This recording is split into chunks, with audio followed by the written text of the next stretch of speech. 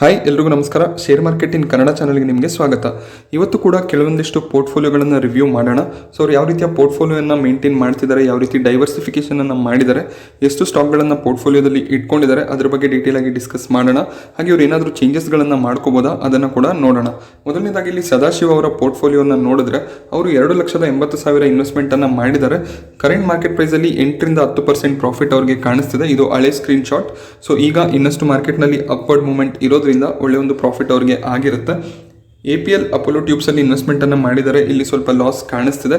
But company ಚೆನ್ನಾಗಿದೆ, ಆ ಕಾರಣದಿಂದ ಕಂಟಿನ್ಯೂ ಮಾಡ್ಬೋದು. ಆವ್ರೇಜ್ ಮಾಡೋದಕ್ಕೆ ಸಾಧ್ಯ ಆದರೆ ಮಾಡ್ಕೊಳ್ಳಿ.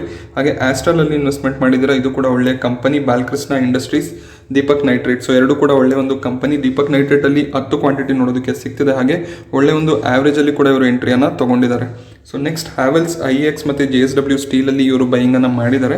IEX ಅಲ್ಲಿ 5 ಕ್ವಾಂಟಿಟಿ ಹೋಲ್ಡಿಂಗಲ್ಲಿದೆ ಮತ್ತು ಪೊಸಿಷನ್ ಕೂಡ ಗಮನಿಸ್ತಾ ಇದ್ದೀನಿ 3 ಕ್ವಾಂಟಿಟಿ ಇದೆ. ಸೊ ಇಲ್ಲಿ ನೀವು ಡಿಪ್ ಸಿಕ್ಕಿದಾಗ ಇನ್ನಷ್ಟು ಆ್ಯಡ್ ಮಾಡ್ಕೋಬೋದು. ಸೊ ಈ 3 ಕಂಪನಿಗಳು ಕೂಡ ತುಂಬಾ ಚೆನ್ನಾಗಿದ್ದಾವೆ. ನೆಕ್ಸ್ಟ್ ಗಮನಿಸಿದಾಗ SRF ಕೆಮಿಕಲ್ ಸೆಕ್ಟರಿಂದ, ಸೊ ಇದನ್ನು ಕೂಡ ಒಳ್ಳೆ ಒಂದು ಲೆವೆಲಲ್ಲಿ ಬೈಯಿಂಗನ್ನು ಮಾಡಿದ್ದೀರಾ. ಟೆಗಾ ಇಂಡಸ್ಟ್ರೀಸಲ್ಲಿ ಒಂದೇ ಒಂದು ಕ್ವಾಂಟಿಟಿ ಇದೆ. ಸೊ ಇದು ಕೂಡ ಚೆನ್ನಾಗಿರುವಂಥ ಕಂಪನಿ. ಇಲ್ಲಿ ಕೂಡ ನೀವು ಇನ್ನಷ್ಟು ಕ್ವಾಂಟಿಟಿಯನ್ನು ಆ್ಯಡ್ ಮಾಡ್ಕೋಬೋದು. ಟೈಟನಲ್ಲಿ 22 ಕ್ವಾಂಟಿಟಿ ಇದೆ. ಒಳ್ಳೆ ಒಂದು ಲೆವೆಲಲ್ಲಿ ಬೈಯಿಂಗ್ ಕೂಡ ಆಗಿದೆ. ಸೊ ಒಳ್ಳೆ ಒಂದು ಪ್ರಾಫಿಟ್ ನಿಮಗೆ ಎಲ್ಲ ಶೇರ್ಗಳಲ್ಲೂ ನೋಡೋದಕ್ಕೆ ಸಿಗ್ತಿದ್ದಾವೆ. ಹಾಗೆ ಟ್ರೈಡೆಂಟ್, TTML ಮತ್ತು ವಿಪ್ರೋದಲ್ಲಿ ಇವರು ಬೈಯಿಂಗನ್ನು ಮಾಡಿದ್ದಾರೆ. TTML ಅಲ್ಲಿ 2 ಕ್ವಾಂಟಿಟಿ ಕಾಣಿಸ್ತಿದೆ 185 ಪ್ರೈಸಲ್ಲಿ. TTMLನ ಫಂಡಮೆಂಟಲ್ ಅಷ್ಟು ಚೆನ್ನಾಗಿಲ್ಲ. ಸೊ ನೀವಿಲ್ಲಿ ಡಿಸೈಡ್ ಮಾಡ್ಬೋದು ಇನ್ನಷ್ಟು ಕ್ವಾಂಟಿಟಿ ಏನಾದರೂ ಆ್ಯಡ್ ಮಾಡ್ತೀರಾ ಇಲ್ವಾ ಅಂತ. ಬಟ್ ನನಗೆ ಅಷ್ಟು ಫಂಡಮೆಂಟಲ್ಸ್ ಇಷ್ಟ ಆಗಿಲ್ಲ ಕಂಪನಿದು. ಟಾಟಾ ಗ್ರೂಪ್ ಕಂಪನಿ ಅನ್ನುವ ಒಂದೇ ಒಂದು ರೀಸನಿಂದ ಈ ಒಂದು ಅಪ್ವರ್ಡ್ ಮೂವ್ಮೆಂಟ್ ನಮಗೆ ನೋಡೋದಕ್ಕೆ ಸಿಗ್ತಿದೆ. ಬಟ್ ಬೇರೆ ಏನು ನ್ಯೂಸ್ ಕಂಪನಿಯಲ್ಲಿ ನೋಡೋದಕ್ಕೆ ಸಿಗ್ತಿಲ್ಲ. ಕಂಪನಿ ಲಾಸಲ್ಲಿದೆ. ಸೊ ಅದನ್ನು ಕೂಡ ನಾವು ಗಮನಿಸಬೇಕಾಗುತ್ತೆ. ಟ್ರೈಡೆಂಟಲ್ಲಿ 50 ಕ್ವಾಂಟಿಟಿ ಇದೆ. ಸೊ ಇಲ್ಲೂ ಕೂಡ ಸ್ವಲ್ಪ ಕ್ವಾಂಟಿಟಿಯನ್ನು ಡಿಪ್ಪಲ್ಲಿ ಸಿಕ್ಕಿದಾಗ ಆ್ಯಡ್ ಮಾಡ್ಕೋಬೋದು. ಸೊ ನಿಮ್ಮ ಓವರ್ ಆಲ್ ಪೋರ್ಟ್ಫೋಲಿಯೋ ನೋಡಿದಾಗ ಡೈವರ್ಸಿಫಿಕೇಶನ್ ಕೂಡ ತುಂಬಾ ಚೆನ್ನಾಗಿದೆ. ಹಾಗೆ ಒಳ್ಳೊಳ್ಳೆ ಸ್ಟಾಕ್ಗಳನ್ನು ಸೆಲೆಕ್ಟ್ ಮಾಡಿದ್ದೀರಾ, ಹೀಗೆ ಕಂಟಿನ್ಯೂ ಮಾಡ್ಬೋದು. ಸೊ ನೆಕ್ಸ್ಟ್ ಪೋರ್ಟ್ಫೋಲಿಯೋ ಗಮನಿಸಿದಾಗ ನಾಗೇಶ್ ಅವರ ಪೋರ್ಟ್ಫೋಲಿಯೋ, ಇವರು 3 ಲಕ್ಷದವರೆಗೂ ಅಮೌಂಟನ್ನು ಇನ್ವೆಸ್ಟ್ಮೆಂಟ್ ಮಾಡಿದ್ದಾರೆ. ಸದ್ಯಕ್ಕೆ ಇವರಿಗೆ 8-9% ಲಾಸ್ ನೋಡೋದಕ್ಕೆ ಸಿಗ್ತಿದೆ. ಮೊದಲನೇ ಸ್ಟಾಕನ್ನು ನೀವು ಗಮನಿಸ್ಬೋದು, ಬಿನಾನಿ ಇಂಡಸ್ಟ್ರೀಸ್. ಸೊ ಇಲ್ಲಿ ಆವ್ರೇಜ್ ಪ್ರೈಸ್ ಇವ್ರದ್ದು ಇರೋದು 132. ಸ್ಟಾಕ್ ಈಗ 4-5 ರೂಪಾಯಲ್ಲಿ ಟ್ರೇಡ್ ಮಾಡ್ತಿದೆ. ಸೊ ಇವರಿಗೆ 9,247 ರೂಪಾಯಿ ಲಾಸ್ ಆಗ್ತಿದೆ.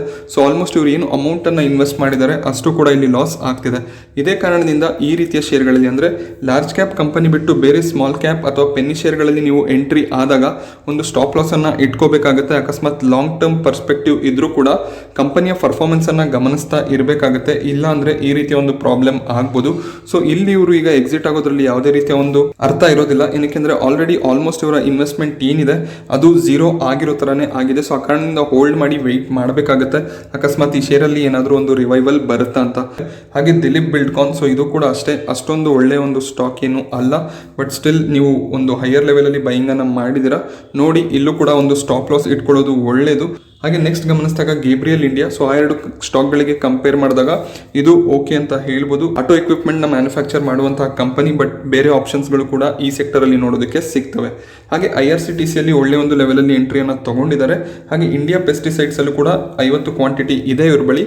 ಸೊ ಆಗ್ರಿ ಪೆಸ್ಟಿಸೈಡ್ಸ್ಗಳು ಅಂತ ಗಮನಿಸಿದಾಗ ನಮಗೆ ಅರ್ಣಬ ಕಾಣಿಸುತ್ತೆ, ಸುಮಿತೋಮೋ ಕೆಮಿಕಲ್ ಇದೆ, ಹಾಗೆ UPL ಕೂಡ ನೋಡೋದಕ್ಕೆ ಸಿಗುತ್ತೆ. ಸೊ ಆ ಶೇರ್ಗಳನ್ನು ಸೆಲೆಕ್ಟ್ ಮಾಡ್ಕೊಳ್ಳೋದು ಒಳ್ಳೆಯದಾಗುತ್ತೆ. ಸೊ ನೆಕ್ಸ್ಟ್ ಟಾರ್ಸನ್ ಪ್ರಾಡಕ್ಟಲ್ಲಿ 7 ಶೇರ್ಗಳನ್ನು ಇಟ್ಕೊಂಡಿದ್ದೀರಾ. ಸೊ ಇದನ್ನು ಕಂಟಿನ್ಯೂ ಮಾಡ್ಬೋದು. ವಿಪ್ರೋನಲ್ಲಿ 55 ಕ್ವಾಂಟಿಟಿ ಇದೆ 636 ಆವ್ರೇಜ್ ಪ್ರೈಸಲ್ಲಿ. ಇದು ಕೂಡ ಒಂದು ಒಳ್ಳೆ ಇನ್ವೆಸ್ಟ್ಮೆಂಟ್ ಆಗಿದೆ. ಹಾಗೆ ಎಸ್ ಬ್ಯಾಂಕಲ್ಲಿ ಇವ್ರ ಬಳಿ 85 ಶೇರ್ಗಳು ಇದೆ. ಆವ್ರೇಜ್ ಪ್ರೈಸನ್ನು ಗಮನಿಸಿ 337 ಕಾಣಿಸುತ್ತೆ. ಅಂದರೆ ಇವರು 2016-17ರಲ್ಲಿ ಇನ್ವೆಸ್ಟ್ಮೆಂಟನ್ನು ಮಾಡಿದ್ದಾರೆ. ಸೊ ಇವ್ರು ಏನು ಇನ್ವೆಸ್ಟ್ಮೆಂಟನ್ನು ಮಾಡಿದ್ದಾರೆ ಅದರಲ್ಲಿ 96% ಲಾಸ್ ಇವರಿಗೆ ನೋಡೋದಕ್ಕೆ ಸಿಗ್ತಿದೆ. ಸೊ ಇವರಿಗೆ ಎಸ್ ಬ್ಯಾಂಕ್ ಮತ್ತು ಬಿನಾನಿ 2 ಸ್ಟಾಕಿಂದ ಆಲ್ಮೋಸ್ಟ್ ಇವರ ಕ್ಯಾಪಿಟಲ್ ಏನು ಇವರು ಇನ್ವೆಸ್ಟ್ ಮಾಡ್ತಿದ್ದಾರೆ ಸೊ ಅದರಲ್ಲಿ ತುಂಬಾ ಲಾಸ್ ನೋಡೋದಕ್ಕೆ ಸಿಗ್ತಿದೆ. ಬಟ್ ಎಸ್ ಬ್ಯಾಂಕ್ 2016-17ರಲ್ಲಿ ಒಂದು ಟಾಪ್ ಬ್ಯಾಂಕ್ ಆಗಿತ್ತು, ನಿಫ್ಟಿ 50 ಪಾರ್ಟ್ ಆಗಿತ್ತು. ಬಟ್ ಅಲ್ಲಿ ಪ್ರಮೋಟರ್ಗಳು ಒಂದು ಚೀಟಿಂಗ್ ಅನ್ನ ಮಾಡಿದ ಕಾರಣ ಬ್ಯಾಂಕಲ್ಲಿ ಒಂದು ಫಾಲ್ ನಮಗೆ ನೋಡೋದಕ್ಕೆ ಸಿಗ್ತಿದೆ. ಬಟ್ ಇಲ್ಲಿ ನೀವು ಆವ್ರೇಜ್ನ ಬಗ್ಗೆ ಯೋಚನೆ ಮಾಡ್ಬೋದು. ಏನಕ್ಕೆಂದ್ರೆ ಒಳ್ಳೆ ಲೆವೆಲಲ್ಲಿ ಈಗ ಎಸ್ ಬ್ಯಾಂಕ್ ಸಿಗ್ತಿದೆ. ಸೊ ಸ್ವಲ್ಪ ಆವ್ರೇಜ್ ಮಾಡ್ಕೊಂಡ್ರೆ ಸೊ 300 ರೂಪಾಯಿ ಲೆವೆಲ್ ಅಂತೂ ನಮಗೆ ನೋಡೋದಕ್ಕೆ ಸಿಗೋದಿಲ್ಲ. ಬಟ್ ಸ್ಟಿಲ್ 50-60 ರೂಪಾಯಿ ಹೋದರೆ ಎಸ್ ಬ್ಯಾಂಕ್, ಸೊ ನಿಮ್ಮ ಆವ್ರೇಜ್ ಸ್ವಲ್ಪ ಇಂಪ್ರೂವ್ ಆಗ್ಬೋದು. ಸೊ ಇದು ಜಸ್ಟ್ ನನ್ನ ಸಜೆಷನ್. ಸೊ ಯೋಚನೆ ಮಾಡ್ಬೋದು. ಸೊ ಒಳ್ಳೆ ಒಂದು ಪ್ರೈಸಲ್ಲಿ ಸಿಗ್ತಿದೆ, ಆ ಕಾರಣದಿಂದ ಆವ್ರೇಜ್ ಬಗ್ಗೆ ಯೋಚನೆ ಮಾಡಿ ಎಸ್ ಬ್ಯಾಂಕಲ್ಲಿ. ಹಾಗೆ ಬಿನಾನಿನಲ್ಲಿ ಏನು ಮಾಡೋದಕ್ಕೆ ಆಗೋದಿಲ್ಲ. ಸೊ ವೆಯ್ಟ್ ಮಾಡಬೇಕಾಗುತ್ತೆ. ಸೊ ಒಂದು ಮೊಮೆಂಟಮ್ ಬಂದರೆ ಅಲ್ಲಿ ನೀವು ಎಕ್ಸಿಟ್ನ ಬಗ್ಗೆ ಕೂಡ ಯೋಚನೆ ಮಾಡ್ಬೋದು. ಹಾಗೆ ಇವರ ಬಳಿ SBI ಕಾರ್ಡ್ಸ್ ಇದೆ. ಸೊ ಇವರಿಗೆ IPO ಅಲಾಟ್ಮೆಂಟ್ ಅಂತ ಕಾಣಿಸ್ತಿದೆ. 755 ರೂಪಾಯಲ್ಲಿ ಇದು IPO ಪ್ರೈಸ್ ಆಗಿತ್ತು. ಸೊ 19 ಶೇರ್ಗಳು ಇದಾವೆ. ಸೊ ಇದನ್ನು ನೀವು ಕಂಟಿನ್ಯೂ ಮಾಡ್ಬೋದು. ಹಾಗೆ ಟಾರ್ಕ್ ಲಿಮಿಟೆಡ್ ಅಲ್ಲಿ ಒಳ್ಳೆ ಒಂದು ಲೆವೆಲಲ್ಲಿ ಎಂಟ್ರಿಯನ್ನು ತಗೊಂಡಿದ್ದಾರೆ. ಸೊ ಇಲ್ಲಿ ಇವರಿಗೆ ಪ್ರಾಫಿಟ್ ನೋಡೋದಕ್ಕೆ ಸಿಗ್ತಿದೆ. ಸೊ ಇಲ್ಲಿ ಎಕ್ಸಿಟ್ನ ಬಗ್ಗೆ ಕೂಡ ಯೋಚನೆ ಮಾಡ್ಬೋದು. ಏನಕ್ಕೆಂದ್ರೆ ಒಂದು ಒಳ್ಳೆ ಲೆವೆಲಲ್ಲಿ ಎಂಟ್ರಿಯನ್ನು ತಗೊಂಡ್ಮೇಲೆ ಸೊ ಪ್ರಾಫಿಟ್ ಸಿಕ್ತಾಗ ಎಕ್ಸಿಟ್ನ ಬಗ್ಗೆ ಕೂಡ ಯೋಚನೆ ಮಾಡಬೇಕಾಗುತ್ತೆ. TCS ಅಲ್ಲಿ 3 ಕ್ವಾಂಟಿಟಿ ಇದೆ. ಸೊ ಇದು ಕೂಡ ಒಂದು ಒಳ್ಳೆ ಇನ್ವೆಸ್ಟ್ಮೆಂಟ್ ಆಗಿದೆ. ಸೊ ನೆಕ್ಸ್ಟ್ ಇನ್ಫೋಸಿಸ್ ಅಲ್ಲಿ ಕೂಡ ಬೈಯಿಂಗ್ ಅನ್ನ ಮಾಡಿದ್ದೀರಾ. ಸೊ ನಿಮ್ಮ ಬಳಿ TCS, Infosys, Wipro so 3 company ಇದೆ. ಹಾಗೆ ಇಂಟರ್ನ್ಯಾಷನಲ್ ಟ್ರಾವೆಲ್ ಹೌಸ್, ಸೊ ಇದು ಕೂಡ ಅಷ್ಟೊಂದು ಏನು ಫಂಡಮೆಂಟಲಿ ಸ್ಟ್ರಾಂಗ್ ಸ್ಟಾಕ್ ಅಲ್ಲ. ಸೊ ಇಲ್ಲೂ ಕೂಡ ನಿಮಗೆ ತುಂಬಾನೇ ಲಾಸ್ ನೋಡೋದಕ್ಕೆ ಸಿಗ್ತಿದೆ. ಸೊ 237 ಪ್ರೈಸ್ ಅಲ್ಲಿ ಎಂಟ್ರಿಯನ್ನು ತಗೊಂಡಿದ್ದೀರಾ. ಸೊ ಶೇರ್ ಈಗ 85 ಹತ್ರ ಕಾಣಿಸ್ತಿದೆ. ಸೊ ನೀವೇ ಗಮನಿಸಬಹುದು, ಒಳ್ಳೊಳ್ಳೆ ಶೇರ್ಗಳಲ್ಲಿ ನೀವು ಯಾವಾಗ ಎಂಟ್ರಿಯನ್ನು ತಗೊಂಡಿದ್ದೀರಾ ಅಲ್ಲಿ ನಿಮಗೆ ಪ್ರಾಫಿಟ್ ಆಗ್ತಿದೆ. ಬಟ್ ಕಂಪನಿ ಚೆನ್ನಾಗಿಲ್ಲ, ಫಂಡಮೆಂಟಲ್ ಚೆನ್ನಾಗಿಲ್ಲ ಅಂದ್ರೆ ಲಾಸ್ ನೋಡೋದಕ್ಕೆ ಸಿಗ್ತಿದೆ. ಸೊ ಇದೊಂದು ಅಂಡರ್ಸ್ಟ್ಯಾಂಡಿಂಗ್ ನಾವು ಇಟ್ಕೋಬೇಕಾಗಿರೋದು. ಸೊ ನಮಗೆ ಯಾವುದೇ ರೀತಿಯ ಪೆನ್ನಿ ಶೇರ್ ಆಗಿರ್ಬೋದು ಅಥವಾ ಬೇರೆ ಫಂಡಮೆಂಟಲಿ ಸ್ಟ್ರಾಂಗ್ ಇಲ್ಲದೆ ಇರುವ ಕಂಪನಿಗಳು ಒಳ್ಳೆ ಒಂದು ಮೊಮೆಂಟಮ್ ಅನ್ನ ಕೊಡ್ಬೋದು. ಬಟ್ ಅದು ತುಂಬಾ ದಿನ ಅಲ್ಲಿ ಸಸ್ಟೈನ್ ಆಗೋದಿಲ್ಲ. ಅಲ್ಲಿಂದ ಒಂದು ಫಾಲ್ ಬಂದೇ ಬರುತ್ತೆ. ಆ ಕಾರಣಕ್ಕೆ ಒಳ್ಳೊಳ್ಳೆ ಸ್ಟಾಕ್ಗಳನ್ನು ಸೆಲೆಕ್ಟ್ ಮಾಡೋದು ಇಂಪಾರ್ಟೆಂಟ್ ಆಗುತ್ತೆ. ಯಾವಾಗ ನಾವು ಲಾಂಗ್ ಟರ್ಮ್ ಇನ್ವೆಸ್ಟ್ಮೆಂಟ್ನ ಮಾಡ್ತೀವಿ ಅವಾಗ. ಟ್ರೇಡಿಂಗ್ಗೋಸ್ಕರ ನೀವು ಯಾವುದೇ ಸ್ಟಾಕ್ಗಳನ್ನು ತಗೊಳ್ಳಿ, ಒಂದು ಸ್ಟಾಪ್ ಲಾಸ್ನ ಇಟ್ಟು ಪ್ರಾಫಿಟ್ ಬುಕ್ ಮಾಡ್ಕೊಳ್ಳಿ ಅಥವಾ ಲಾಸ್ ಬುಕ್ ಮಾಡ್ಕೊಳ್ಳಿ, ಅದು ಫೈನ್. ಬಟ್ ಲಾಂಗ್ ಟರ್ಮ್ ಅಂದರೆ 5-10 ವರ್ಷಗಳಿಗೆ ಇನ್ವೆಸ್ಟ್ಮೆಂಟ್ನ ಮಾಡುವಾಗ ಒಳ್ಳೆ ಕಂಪನಿಗಳನ್ನು ಸೆಲೆಕ್ಟ್ ಮಾಡೋದು ಇಂಪಾರ್ಟೆಂಟ್ ಆಗುತ್ತೆ. ಹಾಗೆ ಲಾರ್ಸನ್ ಅಂಡ್ ಟುಬ್ರೋ, ಸೊ ಇಲ್ಲಿ ಒಳ್ಳೆ ಒಂದು ಪ್ರಾಫಿಟ್ ನಿಮಗೆ ನೋಡೋದಕ್ಕೆ ಸಿಗ್ತಿದೆ. 3 ಕ್ವಾಂಟಿಟಿ ಇದೆ. ಕ್ವಾಂಟಿಟಿಯನ್ನು ಹೆಚ್ಚು ಮಾಡ್ಕೋಬಹುದು. ಹಾಗೆ ಇನ್ನೊಂದು ಕಂಪನಿ NCL ರಿಸರ್ಚ್ ಮತ್ತು ಫಿನಾನ್ಸ್.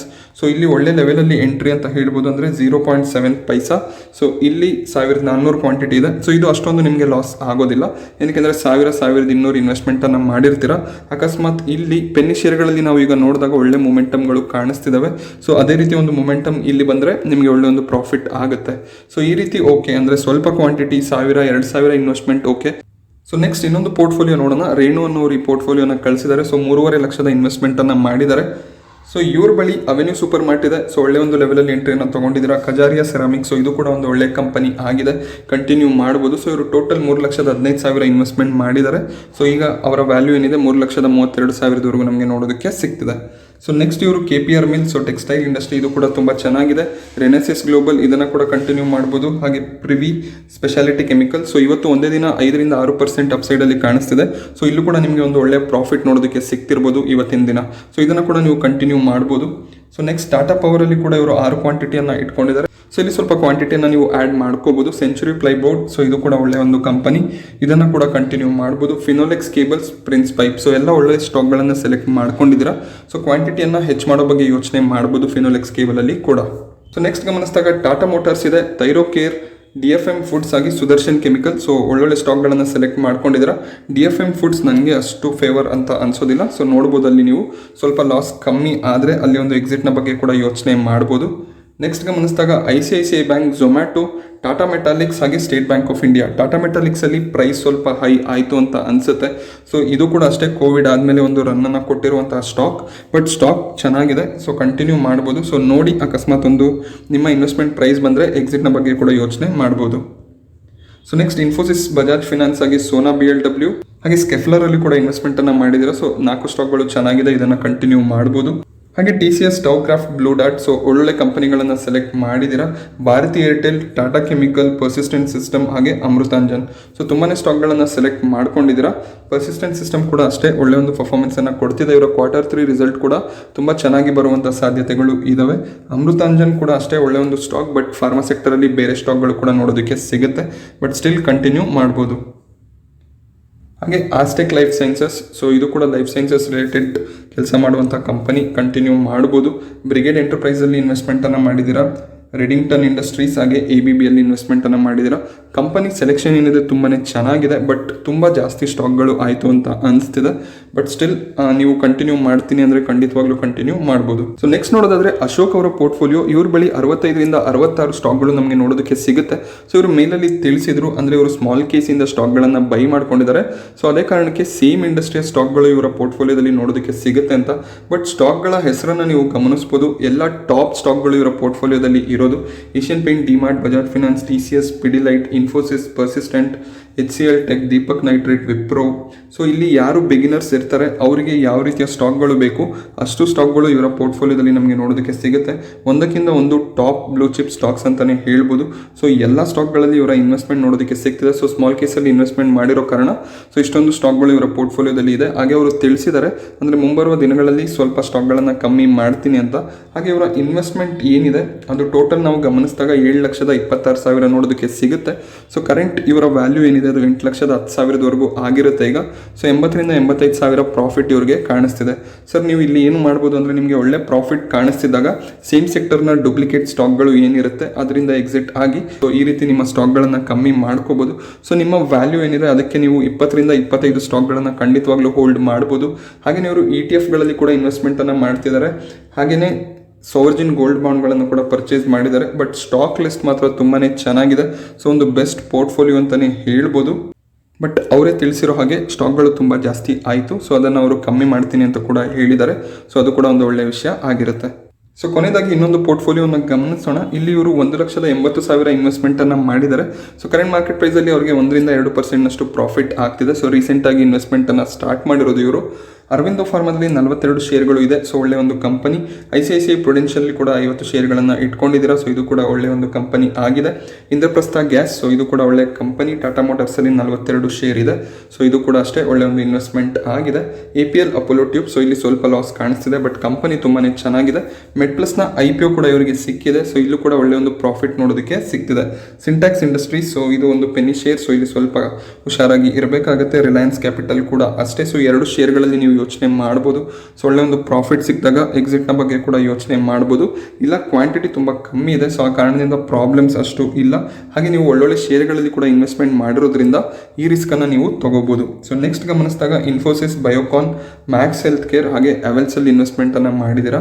ಸೊ ಒಳ್ಳೆ ಸ್ಟಾಕ್ಗಳನ್ನು ಸೆಲೆಕ್ಟ್ ಮಾಡ್ಕೊಂಡಿದ್ದೀರಾ. ಸೊ ಆ ಕಾರಣದಿಂದ ನೀವು ಪೆನ್ನಿ ಶೇರಲ್ಲಿ ಏನು ಇನ್ವೆಸ್ಟ್ ಮಾಡಿದ್ದೀರಾ ಸೊ ಅದು ಕೂಡ ಒಂದು ಒಳ್ಳೆ ಇನ್ವೆಸ್ಟ್ಮೆಂಟ್ ಆಗುತ್ತೆ. ಸೊ ಒಳ್ಳೆ ಲೆವೆಲಲ್ಲಿ ಇನ್ವೆಸ್ಟ್ ಮಾಡಿರೋದ್ರಿಂದ ಸೊ ಇದನ್ನು ಕೂಡ ನೀವು ಕಂಟಿನ್ಯೂ ಮಾಡ್ಬೋದು. ಸೊ ನೆಕ್ಸ್ಟ್ ಗಮನಿಸಿದಾಗ JP ಪವರ್, HFCL ಹಾಗೆ ಮಾಧವ್ ಇನ್ಫ್ರಾ ಪ್ರಾಜೆಕ್ಟ್. ಸೊ ಇದು ಕೂಡ ಪೆನಿ ಶೇರ್ಸ್ ಆಗಿದ್ದಾವೆ ಬಟ್ ಕ್ವಾಂಟಿಟಿಗಳು ಕಮ್ಮಿ ಇದೆ. ಸೊ ನಿಮ್ಮ ಇನ್ವೆಸ್ಟ್ಮೆಂಟ್ ಕಮ್ಮಿ ಇರೋದ್ರಿಂದ ಸೊ ರಿಸ್ಕ್ ಕಮ್ಮಿ ಆಗುತ್ತೆ. ಮತ್ತು ಶೇರ್ಗಳೇನಾದರೂ ಒಳ್ಳೆಯ ಒಂದು ಪರ್ಫಾರ್ಮೆನ್ಸನ್ನು ಕೊಟ್ಟರೆ ಪ್ರಾಫಿಟ್ ಕೂಡ ಹೆಚ್ಚಾಗುವಂಥ ಸಾಧ್ಯತೆ ಇರುತ್ತೆ. ಸೊ ಯಾರಾದರೂ ಪೆನ್ನಿ ಶೇರಲ್ಲಿ ಇನ್ವೆಸ್ಟ್ಮೆಂಟ್ ಮಾಡಬೇಕು ಅಂತ ಅಂದ್ಕೊಂಡಾಗ ಸೊ ನಿಮ್ಮ ಬಳಿ ಒಳ್ಳೊಳ್ಳೆ ಶೇರ್ಗಳು ಕೂಡ ಇರಬೇಕಾಗುತ್ತೆ. ಸೊ ಆಗ ನೀವು ಸ್ವಲ್ಪ ಅಮೌಂಟನ್ನು ಪೆನ್ನಿ ಶೇರ್ಗಳಲ್ಲಿ ಇನ್ವೆಸ್ಟ್ ಮಾಡ್ಬೋದು. ಸೊ ಇವರು ಅದೇ ರೀತಿ ಮಾಡಿದ್ದಾರೆ. ಸೊ ಒಳ್ಳೆಯ ಒಂದು ಇನ್ವೆಸ್ಟ್ಮೆಂಟ್ ಅಂತ ಹೇಳಬೇಕಾಗುತ್ತೆ. ಹಾಗೆ ಕ್ರಿದಾನ್ ಇನ್ಫ್ರಾದಲ್ಲಿ ಕೂಡ ಇನ್ವೆಸ್ಟ್ಮೆಂಟನ್ನು ಮಾಡಿದ್ದಾರೆ. ಸೊ ಕ್ಯಾಡಿಲಾ ಹೆಲ್ತ್ ಕೇರ್ ಇದು ಕೂಡ ಒಂದು ಒಳ್ಳೆ ಇನ್ವೆಸ್ಟ್ಮೆಂಟ್ ಆಗಿದೆ. ಆದಿತ್ಯ ಬಿರ್ಲಾ ಫ್ಯಾಷನ್ ಕೂಡ ಅಷ್ಟೇ. ಹಾಗೆ ಫ್ಯೂಚರ್ ಕನ್ಸ್ಯೂಮರಲ್ಲಿ ಕೂಡ ಇವರು ಬೈಂಗನ್ನು ಮಾಡಿದ್ದಾರೆ. ಫ್ಯೂಚರ್ ಕನ್ಸ್ಯೂಮರ್ ಕೂಡ ಅಷ್ಟೇ 9 ರಿಂದ 10 ರೂಪಾಯಿ ಹತ್ರ ಟ್ರೇಡ್ ಮಾಡ್ತಿದೆ. ಬಟ್ ಇಲ್ಲಿ ಫ್ಯೂಚರ್ ಗ್ರೂಪ್ ರಿಲಯನ್ಸ್ ಡೀಲ್ ಆದರೆ ಈ ಸ್ಟಾಕಲ್ಲೂ ಕೂಡ ನಮಗೆ ಒಂದು ಬೌನ್ಸ್ ಬ್ಯಾಕ್ ಬರುವಂಥ ಸಾಧ್ಯತೆಗಳು ಇರುತ್ತೆ. ಸೊ ಆ ಕಾರಣದಿಂದ ಒಳ್ಳೆಯ ಒಂದು ಇನ್ವೆಸ್ಟ್ಮೆಂಟ್ ಅಥವಾ ಸ್ಟಾಕ್ ಸೆಲೆಕ್ಷನ್ ಅಂತ ಹೇಳಬೇಕು. ಪೆನ್ನಿ ಶೇರ್ಗಳಲ್ಲೂ ಕೂಡ ಅಷ್ಟೇ ಎಷ್ಟು ಬೇಕೋ ಅಷ್ಟು ಮಾತ್ರ ಇವರು ಇನ್ವೆಸ್ಟ್ಮೆಂಟನ್ನು ಮಾಡಿದ್ದಾರೆ.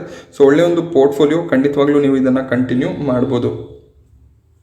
ಸೊ ನಾನಿವತ್ತು ನಿಮಗೆ ತಿಳಿಸ್ಕೊಟ್ಟಂಥ ಮಾಹಿತಿ ಇಷ್ಟ ಆದರೆ ವಿಡಿಯೋನ ಲೈಕ್ ಮಾಡಿ. ಹಾಗೆ ಚಾನಲ್ಗೆ ಹೊಸಬರಾದರೆ ಸಬ್ಸ್ಕ್ರೈಬ್ ಮಾಡೋದು ಮರಿಬೇಡಿ. Thank you friends.